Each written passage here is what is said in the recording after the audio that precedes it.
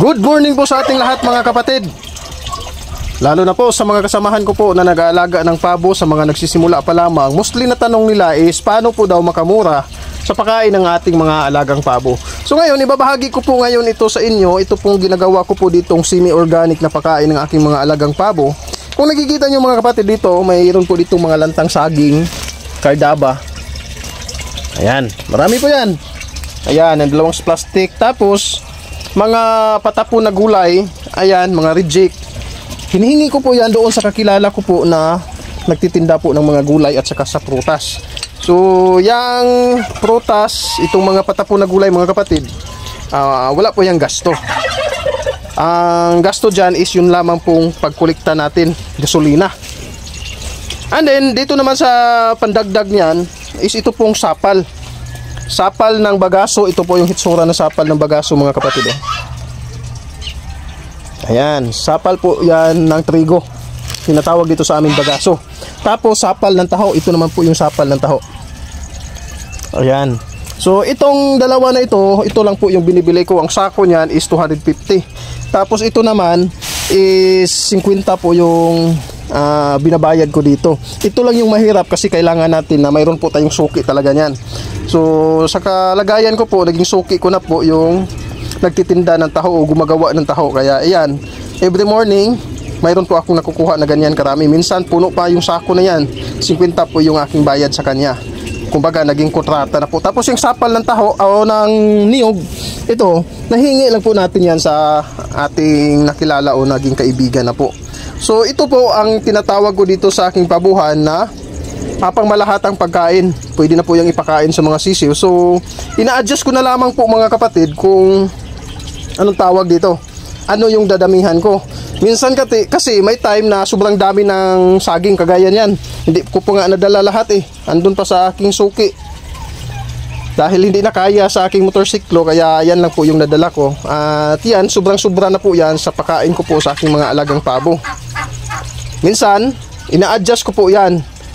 Kalahating balde na lamang po yung ginigiling ko po dito sa aking sheeder. Ayan po yung aking sheeder mga kapatid.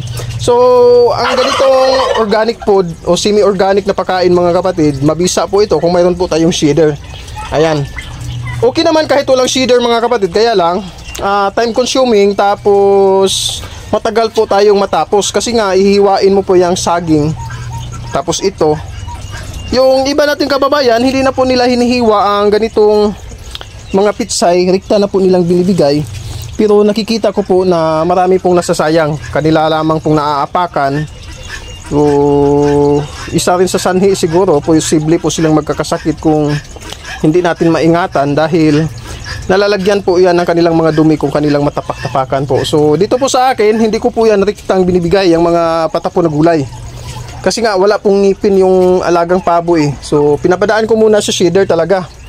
Minsan lang kung maraming saging gaya nito, istrikta ko na po itong binibigay doon sa loob. Nilalagay ko na po doon sa loob ng aking pabuhan nang sa ganun ay kanila pong makain. Kasi kaya naman nilang butasin ito Ito magaganito, kaya nila yung butasin. Tapos kanila na pong kakainin yung laman. Ayan po yung aking pinapakain mga kapatid. Ito po yung semi organic. Kung titingnan natin, para pong organic po talaga siya mga kapatid. Pero hindi po ako nagsasabi na organic po ito mga kapatid. Dahil itong mga patapon na gulay at saka prutas mga kapatid, ang iba niyan is mayroon na po talagang medisina. Lalo na yung mga lakatan, ayun, itong mga gulay, ayan, hindi na po lingid sa ating kaalaman talaga na may mga medisina at fertilizer po itong ginagamit. So hindi na po siya pure na organic. Kaya yung sinasabi ko lagi sa mga pagkain ng aking mga alagang pabo is semi-organic. Ayan. So nasa sa inyo na po mga kapatid kung paano nyo po makukunan ito ng kaunting idea. So sapal ng trigo o bagaso yung tawag dito sa amin. Ayan. Sapal ng niyog. Ito. Sapal ng taho. At mga patapon na gulay at saka prutas. So napakaganda pong pagkain ng aking mga alagang pabo dahil lagi po silang nakakain ng prutas. Minsan papaya, avocado, pakwan, Yan po yung kanilang kinakain mga kapatid. And then, tawag dito. Kung nakikita nyo, wala po akong naipakita sa inyo na kagaya ng Madrid de Agua, yung mga pananim, mga dahon ng saging, mulberry, malunggay. So, yan po ay ginagawa ko rin yan. Ginagawa ko pong pangdagdag minsan sa pagkain ng aking mga alagang pabo. Kaya lang, dito kasi sa aming area is mabato mga kapatid. So, dati nga sa katunayan po mga kapatid is para akong anong tawag dito?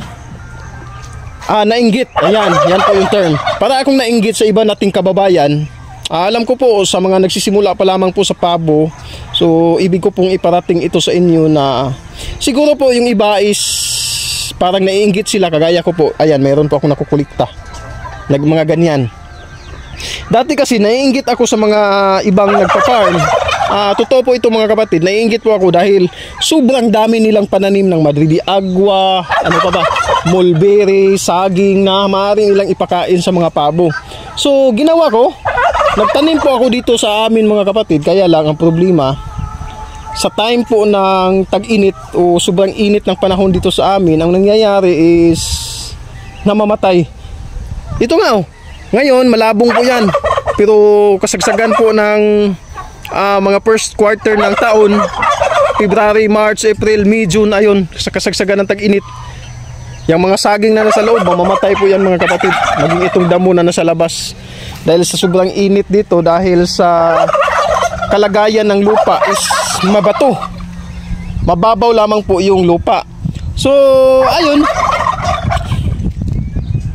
nga, nakikita ko na hindi maganda kung magdidepende lamang ako sa mga pananim na kagaya ng Madrid de Agua, tapos iba pang pananim is mahirap.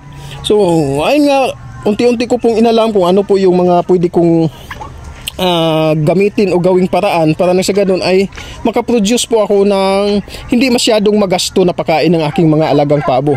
So ito po yung kasalukuyan pong nangyari sa aking pagpapabo, na nakikita ko pong magandang patuka para sa aking mga alagang pabo. Ayan. So, hindi na ako magha-harvest. Kukunin ko na lamang po doon sa mga kinausap ko pong mga kaibigan ko na po na nagbibinta ng prutas at saka sa mga gulay. Ayan, daily po ako nangunguha. Tapos, ang ginagawa ko lang dito mga kapatid is tawag dito. Hinuhugasan ko muna ito bago ko po ginigiling dito. Ayan, sa aking shedder. So, itong shedder mga kapatid is fiber na po yung kaha niyan. And then, bago na po yung kanyang motor. Kasi nag-grounded po yung una kong motor. 2 taon, mahigit lang po yung tawag dito. Ang paggamit ko nung makina na yon o motor na yon. At ngayon, pinalitan ko na po. So, ito, napakalaking bagay po na mayroon po talagang tubig o tubigan dito sa ating pabuhan. Nasira na po yung switch na ginagamit ko dito. Kasi hindi po nasira. Yung doon sa bahay namin nasira. Kinuha ko yung sa dito para ipalit doon. Napaganda ng switch na yun. Yung tawag, hindi naman yung solenoid. Ang ginagawa kasi noon, pag napuno, kusa pong mamamatay. So yun po mga kapatid, yan po yung kaunting update doon po sa nagtanong kung ano po yung magandang patuka na makamura po tayo sa ating mga alagang pabo. Ibinahagi ko lamang po ito sa inyo mga kapatid. Alam ko po, hindi po ito available sa lahat ng area. Ayan, kung nasa mga liblib na lugar po tayo, hindi po tayo makakadaling manguha ng mga lantang saging, mga patapo na gulay. So mayroon naman pong mga alternatibong paraan. Ayun nga, yung nabanggit ko po sa inyo, kung marami po tayong mga malunggay, Madrid de Agua, ano pa ba? Kasi yung ibang area mga kapatid, mayroon naman po silang available na mura lamang po, kagaya po ng darak o tahop. O yun. So mura lang, kung mura lang po yan sa inyong area, ito po yung inyong ipalit dito. Tapos kung wala po kayong mga gulay, tapos madali namang mabuhay yung mga Madrid de Agua sa inyong area. Mga dahon ng ano pa ba? Mulberry. dahon ng saging, bani ng saging. So yun po yung inyong ipalit dito. Ayun nga, yung ibinahagi ko sa inyo kanina, yung sinabi ko po na parang nainggit ako sa iba na marami po silang pananim. So sinubukan ko po pero hindi po applicable dito sa amin kasi nga ayun, mamamatay lang po yung mga pananim dito sa kasagsagan ng tag-init. So ayun, hindi naman masyadong malayo yung palengke dito sa amin. Ayan po yung aking nagawa o naisip na idea. So sana po nakabigay ito ng kaunting impormasyon sa mga bago, lalong-lalo na po talaga sa mga bago at maging sa matagal na po sa nagpapabo. Alam ko po may idea po kayong napulot sa video ito. Kung nagustuhan nyo po ito, huwag nyo po sana kalimutang i-like, i-comment or i-share na rin po sa inyong mga kapwa o alam nyo pong nag-aalaga ng pabo. Hanggang dito na lang, thank you and happy farming all.